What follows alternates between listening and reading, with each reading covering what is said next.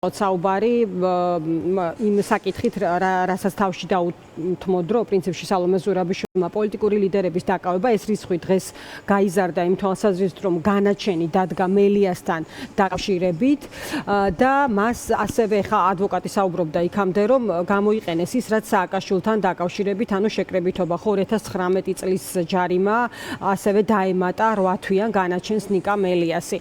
რა ტიპის შეფასებას იმსახურებს, როგორ ფიქრობ? ეს სურათი ახლა რომელიც ჩვენ გვაქვს იმის გათვალისწინებით რაც რა რაოდენობის ლიდერებიც ახლა ციხეში იმყოფებიან. ანა მოგესალმებით, მივესალმები მაყურებელს, ასევე მივესალმები პოლიტიკურ ტყვეებს, მივესალმები პოლიტიკურ ტყვეებს გლდანის საპყრობილეში, მივესალმები პოლიტიკურ ტყვეებს რუსთავის საპყრობილეში. ჩვენ ვხედავთ, რომ ეს ეგრეთ წოდებული ხელისუფლება და ხელისუფლების მითითებელი ძალა ცდილობს, რომ ქვეყანა გადააქციოს ყვარყვარეს ციხედ. ეს არის პირდაპირ გეუბნებით შიშის გამოხატულება და ამ შიშის გამოხატულების ეს ყოველდღიურ მაგალითებს ვხედავთ. შეიძლება ვინმეს ეს არ მოწონდეს ეს სიტყვა, რომ აბა სად არის შიში და რას ზუსტად შიშის გამოხატულება, როდესაც უკვე ჭკუიდან გადასულები ყველას და ყველაფერს აპატიმრებენ, მაგრამ ისინი ვერავის ვერ გატეხენ. მე შემიძლია გითხრათ, ჩემი პარტიის ლიდერების სახელით ვილაპარაკო და დარწმუნებული ვარ, სხვა პოლიტიკური ტყვეების ბუნებრივია, ასეც არიან და ასეც იქნება.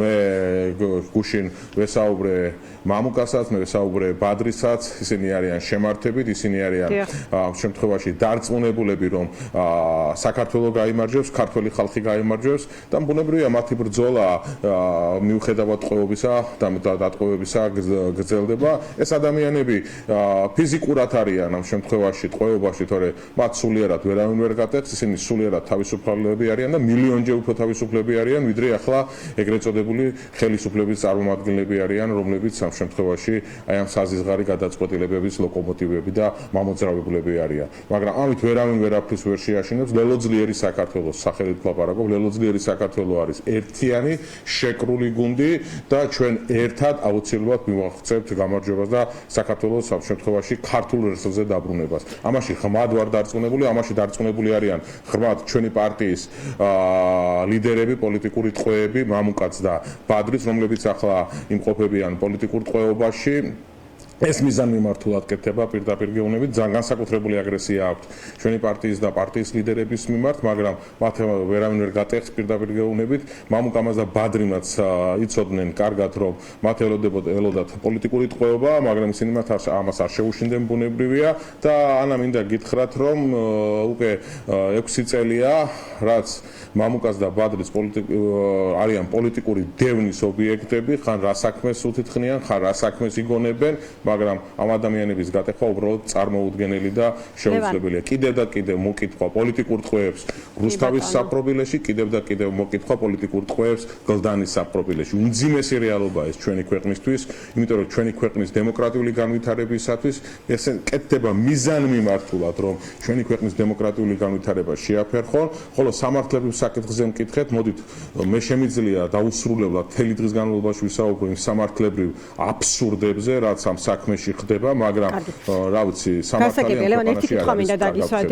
ეხლა ზურაბიშვილი ლაპარაკობდა ცოტა ხნის წინ და მან ახსენა, რომ პასუხი უნდა იყოს ერთი ნაბიჯი წინ ერთობაში და რომ ზუსტად ეს დაკავებები და პოლიტიკური მართლმსაჯულება აჩვენებს, რამდენად აწუხებს ქართული ოცნების ხელისუფლებას. ერთობა თქვენ ახსენეთ საუბარი კონკრეტულად თქვენი პოლიტიკური ჯგუფის კოალიციის ლიდერებთან, ბადრი ჯაფარიძესთან და მამუკა ხაზარაძესთან. აი ამ საკითხზე თუ იყო მათთან კიდევ ერთხელ საუბარი, რა უნდა იყოს პასუხი იმ ყველაფერზე, რა გადაწყვეტილებებსაც მიმართავს ქართული ოცნების ხელისუფლება?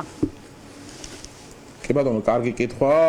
თქვენ გემახსოვრებათ ალბათ, როდესაც გაყალბებული საპარლამენტო არჩევნების შედეგად ჩვენმა გუნდმა მანდატები დადო, მამუკა ხაზარაძე და ბადრი ჯაფარიძე იყვნენ პირველები, რომლებმაც თქვენს და განაცხადეს ერთობასთან დაკავშირებით, ერთობის მოწოდებასთან დაკავშირებით, სხვადასხვა მამუკა ხაზარაძემ შესთავაზა პოლიტიკურ საზოგადოებას და ზოგადად საზოგადოებას ერთობის ფორმატებიც. იმ მომენტისათვის გარკვეულ მიზეზთა გამო შეიძლება ეს არ გამოვიდა, მაგრამ ჩვენ ჩვენ არასდროს არც მამუკას, არც ბადრის ამის ცდელობაზე არ დაუკლია არაფერი, არც ვაკლებთ ახლა არაფერს, ბუნებრივია მამუკას და ბადრის გზავნილიც დაკავებისას გემახსოვრებათ და დაკავების შემდგომაც არის გზავნილი ერთობის, გზავნილი იმისა, რომ ჩვენ ერთად უნდა შევძლოთ ამ რუსული ამ შემთხვევაში რეჟიმის საკანონიერ კონსტიტუციურ ფარგლებში დამარცხება ბუნებრივია, ასევე უნიშნელოვანესია მსჯელობა აი ამ ერთობის ფარგლებში ეგრეთ წოდებულ თვითმმართველობის არჩევნებთან, ვინაიდან ჩვენ ამას უძახით და ვუწოდებთ უпростоრად, ეგ არის ბრძოლა საქართველოს თავისუფლებისათვის, ბრძოლა თბილისის გასათავისუფლებად, რომელიც არის რეალური, აუცილებელია ერთობა და ჩვენ ამას ირგვლივ ბუნებრივია არ ვაკლებთ ძალებს და შესაძლებლობას, რომ იყოს კონსულტაციები, იყოს დღე-დაბალ არ შეუშლია ხელი თქვენი ლიდერების დაკავებას ამ პროცესისთვის. ეს ერთი წამი მინდა. მიდის ეს პროცესი ახლა მათ შორის ერთობის მიმართულებით კონსულტაცია. იცით რა, დაკავებასთან დაკავშირებით, კი ბატონო, დაკავებასთან დაკავშირებით მამუკა ხაზარაძემ და ბადრი ჯაფარიძემ არაერთხელ განაცხადეს დაკავებამდე, რომ მათი სავარაუდო პოლიტიკური ტყვეობა ხელს არ შეუშლიდა საქართველოს თავისუფლებისათვის ბრძოლას თუნდაც თბილისის გასათავისუფლებად, თვითმმართველობის არჩევნებზე ვსაუბრობთ, ეს უფრო არის ბრძოლა და ამ ბრძოლას სჭირდება ერთიანობა და ერთიანად ბრძოლა. ჩვენ ლელოძლიერ საქართველოში ბუნებრივია გჯერა და გვწამს, რომ ეს არის აუცილებელი, მაგრამ ეს არ ნიშნავს პირველ რიგში ნომერ პირველი ამოცანა ჩვენი გუნდის და მამუკა ხაზარაძის, ბადრი ჯაფარიძის არის ის, რომ გათავისუფლდნენ პოლიტიკური ტყვეები, გათავისუფლდეს საქართველოს რუსული რეჟიმისაგან და ამისათვის აუცილებელი არის პირველ რიგში რომ ჩაინიშნოს ახალი საპარლამენტო არჩევნები. ეს არის ნომერ პირველი ამოცანა.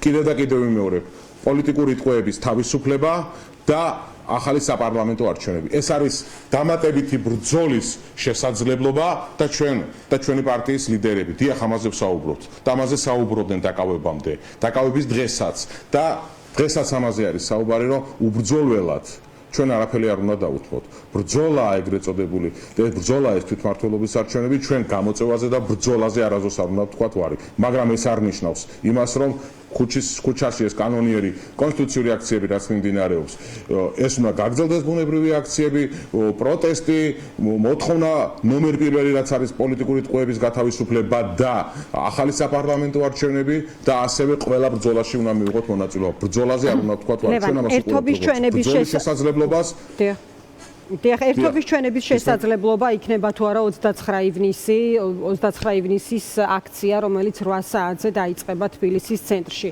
ყველა ერთად კიდევ erთხელ ამის ჩვენება, ამაზე საკმაოდ დიდი აქცენტი ქონდა მეხუთე პრეზიდენტს, ამ თქვენ რას იტყვით, რა შესაძლებლობაა ეს?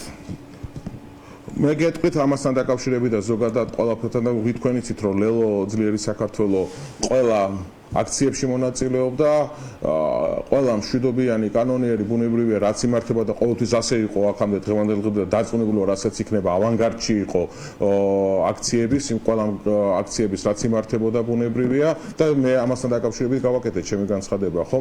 და ვთქვი და ჩემი კი არა, ეს არის პარტიის განცხადება და პირველ რიგში ეს არის კიდევ მინდა გითხრათ პოლიტიკური ტყვეობაში მყოფი ჩვენი პარტიის ლიდერების განცხადებად შემიძლია ეს თქვა და განვაცხადო, რომ ყველა ფრონტზე ამ შემთხვევაში სადაც საქართველოს წინააღმდეგ მიმდინარეობს ბრძოლა, ჩვენ უკან არ უნდა დავიხიოთ, ყველა გამოწვევა უნდა მივიღოთ, მტკიცეთ, მშვიდობიანად და ჩვენ დარწმუნებული ვართ, რომ მივაღწევთ გამარჯვებას. ბუნებრივია ერთობა და ერთიანობა ამ შემთხვევაში ქვეყნის თავისუფლებისათვის არის მნიშვნელოვანი და ამ მნიშვნელობას ბუნებრივია ჩვენი პარტიის დატყვევებული ლიდერები ხაზს უსვამენ და გაუსვამენ მუდამ. ეს არის ძალიან მნიშვნელოვანი და მე მინდა გითხრათ, რომ ამ შემთხვევაში მიმდინარეობს გარკვეული სახით რაღაც კონსულტაციები, რაღაც მსჯელობა, ასთა სხვადასხვაობები ბუნებრივია უნდა იყოს და არის, მაგრამ მე დარწმუნებული ვარ, რომ საბოლოოდ საქართველოს გაიმარჯვებს.